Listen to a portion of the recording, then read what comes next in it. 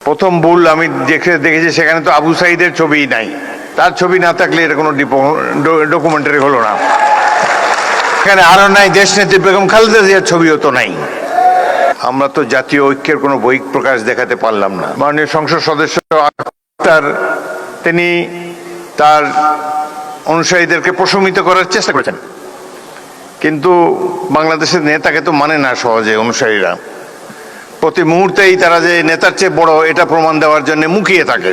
জুলাই যোদ্ধাদেরকে শ্রদ্ধার সাথে স্মরণ করার জন্যই রাষ্ট্র এই অনুষ্ঠানের আয়োজন করেছে, কিন্তু যে দৃশ্য এখানে দেখলাম সেটিতেই অত্যন্ত দুঃখিত এবং লজ্জিত হয়েছি, ব্যথিত হয়েছি। সকালটা ভালোই কেটেছিল, টেলিভিশনে দেখেছি জুলাই জাদুঘর উদ্বোধনী অনুষ্ঠানটি। সেখানে মাননীয় প্রধানমন্ত্রী এবং অন্যান্য দেশের বিশিষ্ট ব্যক্তিবর্গ ছিলেন। জুলাই যোদ্ধাদের একটি মিলন মেলা দেখতে পেয়েছিলাম সকালে। জাতীয় ঐক্য সহজেই প্রতিভাত হয়েছিল, কিন্তু বিকেলের এই অনুষ্ঠানটিতে যা দেখলাম এটি অভিপ্রেত ছিল না, একেবারেই অনভিপ্রেত। জাতীয় অনুষ্ঠানে আমরা তো জাতীয় ঐক্যের কোনো বহিঃ প্রকাশ দেখাতে পারলাম না। ভুল তো মানুষ করেই, নিশ্চয়ই এখানে ডকুমেন্টারিতে অনেক ভুল আছে। প্রথম ভুল আমি দেখেছি সেখানে তো আবু সাইদের ছবিই নাই। আবু সাইদ এই বিপ্লবের প্রতিচ্ছবি, প্রতীক। তার ছবি না থাকলে এটা কোনো ডকুমেন্টারি হলো না। সেখানে আরো নাই দেশনেত্রী বেগম খালেদা জিয়ার ছবিও তো নাই। সুতরাং কিছু ভুল হয়েছে এবং এই ভুল মাননীয় মন্ত্রী জোর হাতে স্বীকার করেছেন, ক্ষমা চেয়েছেন, বারংবার ক্ষমা চেয়েছেন। তারপর তো শান্ত হওয়া উচিত এই ধরনের একটা জাতীয় অনুষ্ঠানে। এটাকে পুষে সংসদের মতো একটা ওয়াকআউট, এটি বাঞ্ছনীয় নয়। আমি লক্ষ্য করেছি মাননীয় সংসদ সদস্য আক্তার তিনি তার অনুসারীদেরকে প্রশমিত করার চেষ্টা করেছেন, কিন্তু বাংলাদেশের নেতাকে তো মানে না সহজে অনুসারীরা। প্রতি মুহূর্তেই তারা যে নেতার চেয়ে বড় এটা প্রমাণ দেওয়ার জন্য মুখিয়ে থাকে। সেই কারণেই এই ধরনের একটা অনুষ্ঠানের এই পরিণতি হলো। এখানে যারা বিদেশি বসা ছিল, আমি মনে মনে চিন্তা করছিলাম যে ইংরেজিতেই ভাষণ দেবো, বিদেশিরা দেখুক 16 বছর আমরা কিভাবে কাটিয়েছি, কিন্তু তারা তো চলেই গিয়েছে। যাই হোক, জাতীয় অনুষ্ঠানে এই ধরনের বিশৃঙ্খলতা মোটেই কাম্য ছিল না। ভাই, আমরা তো জনগণের ভোট নিয়ে এখানে এসেছি, জনগণের নির্বাচিত প্রতিনিধি। আমরা হাওয়ার থেকে উড়ে এসে বসি নাই এখানে। সুতরাং এই সরকার, নির্বাচিত একটি সরকার, এটুকু শ্রদ্ধা সম্মান প্রাপ্য। ভুল তো আমরা করি, আরো হয়তো সামনে আরো ভুল করব, সেই ভুল করলে তার জন্য মাসুলও দেব, কিন্তু সবাই মিলে ভুল সংশোধন করতে চাই। সকালে অনুষ্ঠানটা একটা চমৎকার একটা অনুষ্ঠান ছিল। প্রফেসর ইউনূস নিচে বসেছিলেন, তাকে মাননীয় প্রধানমন্ত্রী ডেকে এনে সম্মান দেখিয়ে তার পাশে বসিয়েছেন, স্টেজে উঠিয়েছেন। এটাই তো আমরা কামনা করি। সবাইকে আমরা সম্মান করতে চাই, কাউকে অপমান করার চেষ্টা চাই না। এখানে বক্তব্য দেওয়ার সময় কেউ বুয়া বুয়া বলে চিৎকার করে, রাষ্ট্রীয় অনুষ্ঠানে কি এগুলো মানায়? কবে আমরা শিখব?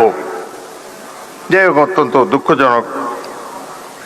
আমি আরো বেদনার্থ হয়েছি, অভিভূত হয়েছি। মা তার অন্ধ ছেলেকে নিয়ে এখানে দাঁড়িয়েছেন। তার ছেলেটি চোখ হারিয়েছে গণতন্ত্র পুনরুদ্ধারের জন্যে, আইনের শাসন কায়েম করার জন্যে। আজকে তারা আমাদের সামনে এসে দাঁড়িয়ে যদি মর্যাদাই না পান, তাদেরকে যদি আবারও ছোটখাটো চাওয়া পাওয়ার জন্য মন্ত্রীদের দ্বারে দ্বারে ঘুরতে হয়, সেটি জাতির জন্য লজ্জা।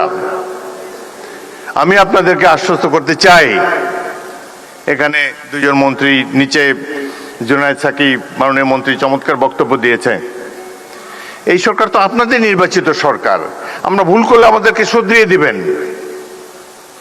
আমরা তো আর আওয়ামী লীগ হতে পারবো না, হতেও চাই না। আওয়ামী লীগের দেখেন, তাদের কোনো অনুশোচনা নাই।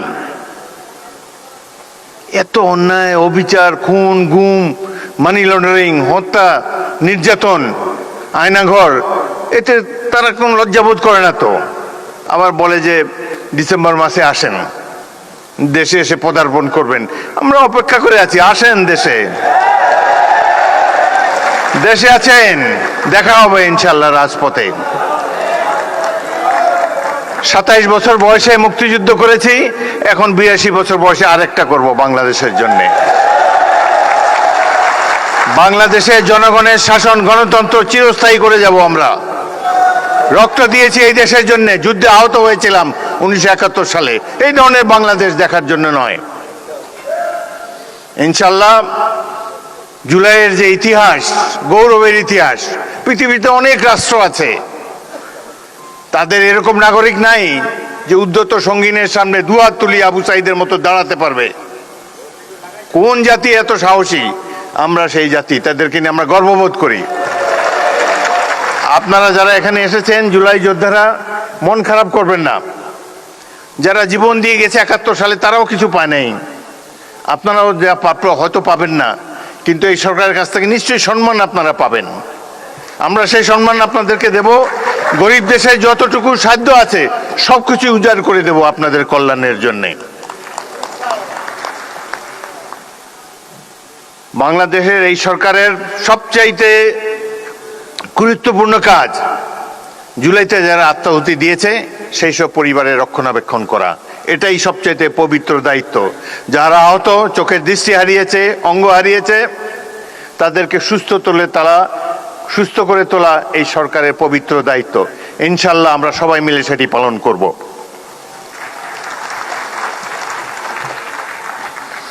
জুলাই গণঅভ্যুত্থান আমাদেরকে রাষ্ট্র পুনর্গঠনের সুযোগ এনে দিয়েছে। আমাদের লক্ষ্য হওয়া উচিত একটি গণতান্ত্রিক, ন্যায়ভিত্তিক, দুর্নীতিমুক্ত বাংলাদেশ, যেখানে প্রতিটি নাগরিক সমান অধিকার ও মর্যাদা পাবে।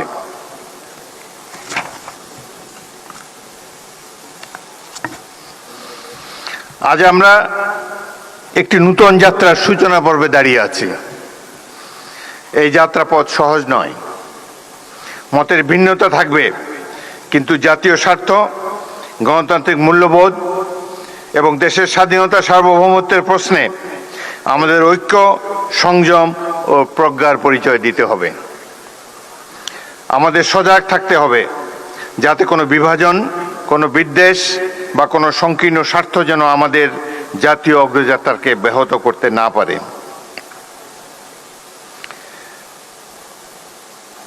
আজকে এই দৃশ্যটি একেবারেই অনভিপ্রেত ছিল। ভুল ত্রুটি তো হবেই মানুষের, সেটি আমরা সবাই মিলে শুধরে নেব। কোনো কিছুই তো পারফেক্ট না, মানুষ তো ভুল করতেই পারে। কিন্তু এইভাবে যে বিদেশি অতিথিদের সামনে যে নাস্তানাবুদ হলাম, এটি আমাকে খুবই ব্যথিত করেছে। এবং এই ঘটনায় সবচাইতে খুশি হবে যিনি পাশের দেশে বসে আছেন, তার জন্য অত্যন্ত আনন্দের একটি দিন। যাই হোক, আমরা এটার থেকে ভবিষ্যতে শিক্ষা নেব। আমি ধন্যবাদ জানাই সরকার সমর্থক যারা এখানে বসে আছেন, আপনারা যারা ধৈর্য ধরে রেখেছেন, কোনো পাল্টা কথাবার্তা বলেন নাই, সেই জন্য আপনাদেরকে ধন্যবাদ জানাই। আসুন মহান জুলাই গণ অভ্যুত্থানের চেতনাকে হৃদয়ে ধারণ করে ঐক্য, দেশপ্রেম, সততা ও পারস্পরিক শ্রদ্ধার শক্তিতে আমরা এগিয়ে যাই। শহীদদের রক্তে অর্জিত এই নতুন সম্ভাবনাকে আমরা একটি বৈষম্যহীন, গণতান্ত্রিক, ন্যায়ভিত্তিক, মানবিক ও সুধী সমৃদ্ধ নতুন বাংলাদেশ নির্মাণে দৃঢ় অঙ্গীকারে রূপান্তরিত করি। 1971 মহান মুক্তিযুদ্ধ সংগঠিত হয়েছিল গণতন্ত্র প্রতিষ্ঠার জন্যে। 71 এই জনযুদ্ধ ছিল গণতন্ত্র প্রতিষ্ঠার যুদ্ধ। একইভাবে জুলাইয়ের এই যুদ্ধ ছিল গণতন্ত্র প্রতিষ্ঠার জন্যে। কেউ কেউ বলতে শুনেছি, আমরা কি নির্বাচনের জন্য জীবন বিসর্জন দিয়েছি নাকি? নির্বাচন তো গণতন্ত্রের অনুষঙ্গ। এই দেশে যতদিন গণতন্ত্র থাকবে, সাধারণ মানুষের মত প্রকাশের স্বাধীনতা থাকবে, ততদিনই আমাদের স্বাধীনতা, সার্বভৌমত্ব অক্ষুণ্ণ থাকবে। সুতরাং গণতন্ত্র কোনো হেলাফেলার জিনিস নয়। যাদের জনগণের সামনে দাঁড়াবার শক্তি নাই, যাদের সেই অতীত নাই, জনকল্যাণ যাদের মাথার মধ্যে নাই, তারা নানা ধরনের তত্ত্বের সমাবেশ ঘটাবে।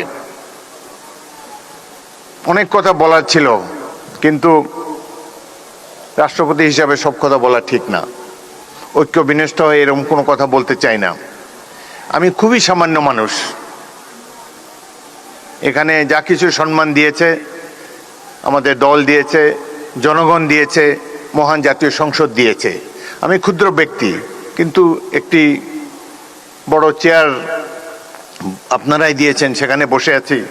চেয়ারের মর্যাদা যাতে সবসময় থাকে সেই জন্য, আমার জন্য নয়, চেয়ারের মর্যাদা রক্ষার জন্যে, বাংলাদেশের মর্যাদা রক্ষার জন্যে আমরা প্রত্যেকটি নাগরিক সচেতন থাকব, এই কামনা করে বিদায় নিচ্ছি। আপনাদের সবাইকে ধন্যবাদ।